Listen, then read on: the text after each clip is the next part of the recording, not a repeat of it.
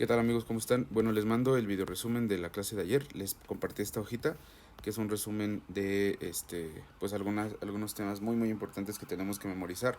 Y bueno, aquí lo primero es que chequen la parte de los códigos de composición. Les recordaba que en un diseño podemos ordenar los elementos que pongamos por importancia, por tamaño o por color, que existen patrones básicos donde podemos organizar la dirección de nuestros objetos. Por ejemplo, aquí tenemos un patrón descendente, uno que es cruzado, uno que es confrontado y uno que está como opuesto en la parte central. Entonces ahorita les pongo un ejemplo sobre eso. Y la otra es que pueden tomar en cuenta ciertas figuras básicas como el círculo, el triángulo, el rectángulo o el rombo para poder hacer su composición.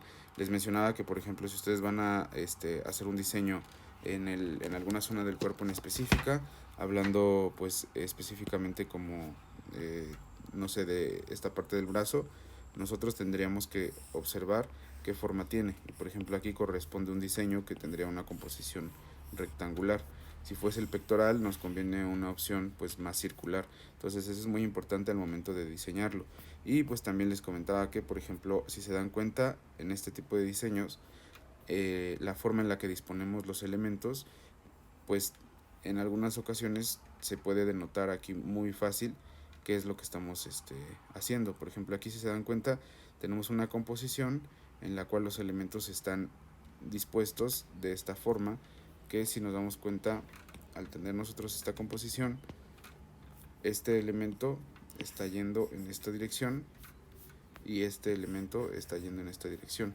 Entonces es una composición que está pues cruzada, que es como lo que les mostraba aquí en esta opción. Entonces pueden organizarse de diferentes formas.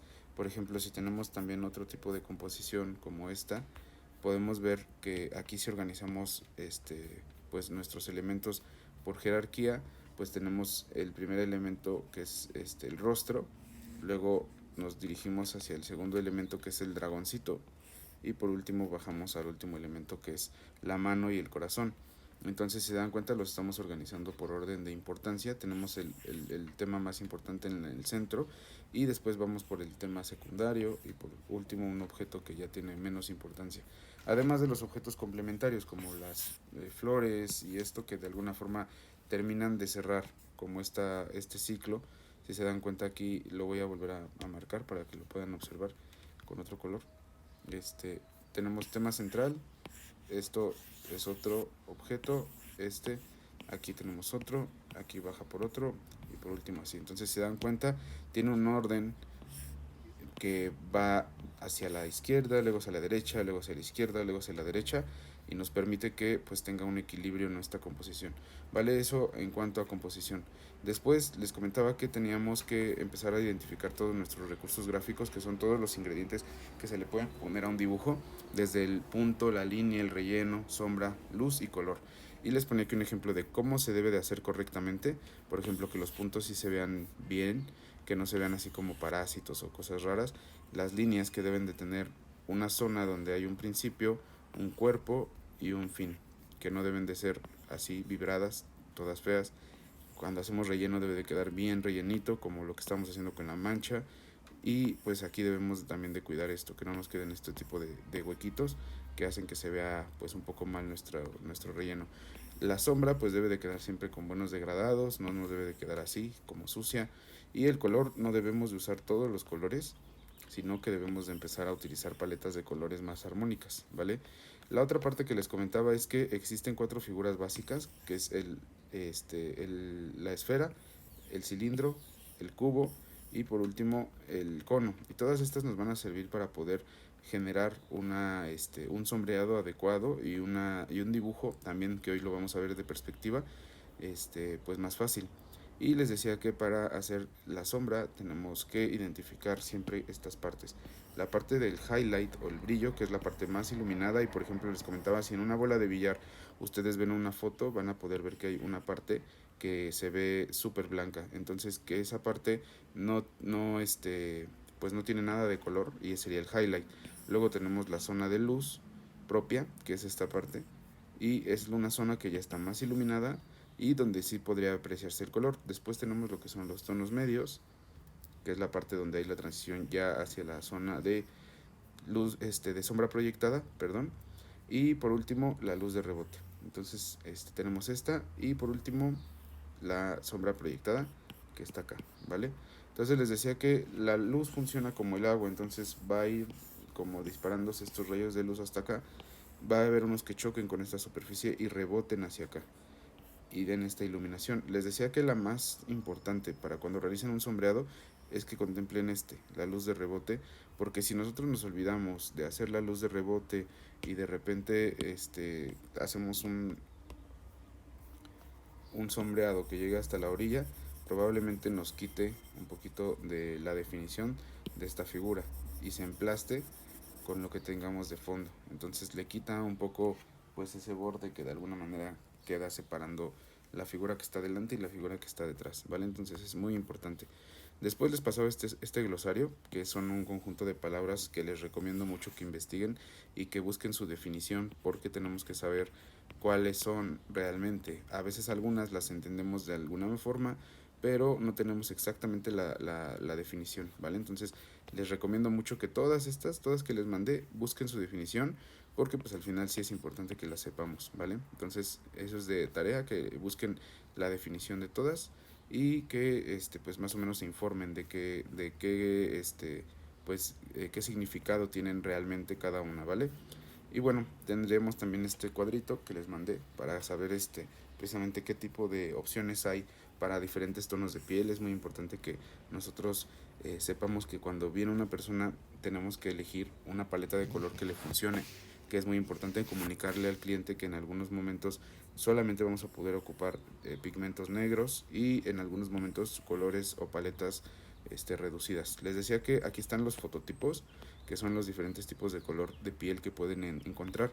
Mientras más oscuro sea la piel, se va a recomendar utilizar paletas más cerradas. Incluso, por ejemplo, en pieles muy oscuras se ocupa solamente negro, en formatos como pues muy potentes, como lo que son la mancha, en el caso del estilo tribal. Después, si ya es una piel más clara, se puede ocupar igual solo negro, pero pues estilos ya que contemplen línea, puntillismo, como el blackboard. Y conforme vamos avanzando ya vamos a poder hacer uso de algunos colores. Por ejemplo, aquí se utiliza lo que es el color negro, un solo color, y por último se utiliza el tono de piel como iluminación. Les comentaba mucho que pues eso se utiliza en el diseño de tatuaje tradicional americano. Entonces es muy importante que ustedes vean cómo en este tipo de diseños hay zonas que parecen pues ser blancas, pero realmente no son blancas. Por ejemplo, aquí podemos ver en la cara de la chica que tenemos acá en el brazo, eso todo es tono piel y se deja así vacío. Aquí, por ejemplo, el blanco de la ropa de la chica que está en este brazo igual es solo tono piel. Y por ahí también en las demás pues referencias que podemos ver de este estilo se ocupa mucho este recurso, ¿vale? Entonces esa es una de las formas en las que se genera un contraste que se llama contraste simultáneo. El contraste simultáneo les decía que es un efecto visual que de alguna forma nos permite ocupar pues algunos colores que de alguna forma contrastan más o nos dan la percepción visual de que este color, por ejemplo, a pesar de que es el mismo, de este lado, del lado derecho, se ve un rosa más clarito y de este lado se ve un rosa más fuerte, pero realmente es el mismo color. Entonces hay que tener mucho en cuenta eso para poder hacer un buen uso del contraste en nuestros trabajos. Obviamente conforme va aclarando la piel, conforme tenemos piel más clara, podemos utilizar más colores. Por ejemplo, a esto nos referimos con el negro, el color y varios tonos intermedios, o el color, el tono piel y varios tonos intermedios. Recuerden que no vamos a poder ocupar un tono más claro que el de la piel. No podemos utilizar pigmentos que sean más claros que los de la piel, porque al momento de la cicatrización, recuerden que la pigmentación se queda en la primera y segunda capa, pero una vez que sana el tatuaje, se vuelve a crear una capa encima de esa y puede afectar en la manera en la que se ve el color. Entonces, obviamente si es un color más claro, al momento de que nosotros pongamos pues un color de alguna forma más brillante encima de este tono piel, o sea, si de alguna manera nosotros llegamos a hacer eso, vamos a notar que cuando nosotros apliquemos nuestro color probablemente sí se vea, pero después imagínense que va a volver a salir otra capa sobre este color y lo que va a ser oscurecerlo. Entonces eso es lo que va a suceder cuando nosotros tengamos un pigmento más claro sobre el tono piel. Entonces lo ideal es que nosotros ocupemos o aprendamos a ocupar el tono piel como nuestra máxima iluminación, que de alguna forma ese contraste sepamos que siempre va a permanecer así y pues nos va a dar pues muchísimas ventajas al momento de que nosotros estemos trabajando. Les pone estos ejemplos que incluso en el diseño neotradicional este ocupan mucho esto. Por ejemplo, aquí en este conejito, esa parte de iluminación en su nariz es solamente el tono piel y eso se va a quedar así para siempre. Por ejemplo, aquí en el tigre, esto de aquí también solamente es tono piel con un poco de gris, no es blanco, ¿vale? Entonces eso es muy importante. Ahora, aquí están ocupando unos brillos blancos que, si se dan cuenta, están como encasillados, como encerrados en negro, y por eso, como les comentaba del contraste simultáneo, permite que este blanco sí se note.